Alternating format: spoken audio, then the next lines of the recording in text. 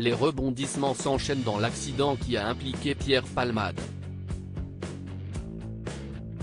Pour rappel, le véhicule conduit par le comédien se serait déporté sur la voie de gauche. Ainsi, il est entré en collision avec une voiture qui arrivait en sens inverse.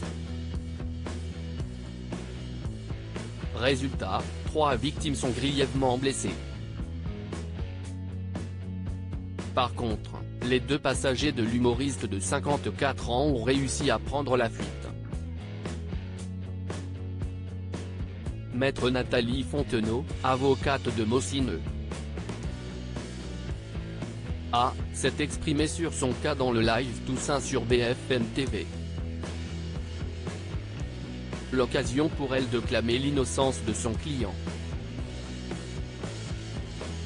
Pierre Palmade @docteur Il n'a pas fui ses responsabilités. Les séquelles sont lourdes pour les 3 occupants de la Renault Mégane. La jeune femme enceinte de 7 mois a perdu son bébé. Le petit garçon a, quant à lui, la mâchoire fracturée et le visage défiguré.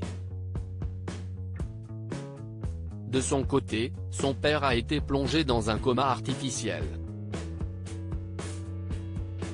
Aux dernières nouvelles, son pronostic vital est encore engagé et il sera handicapé à 80%. Tout laisse à penser que les 2 passagers de Pierre Palmade s'en sont sortis avec quelques égratignures, et ce, malgré la violence de l'impact. En effet, ils se sont extirpés de la voiture après l'accident, laissant sur place l'humoriste et les 3 occupants de l'autre véhicule.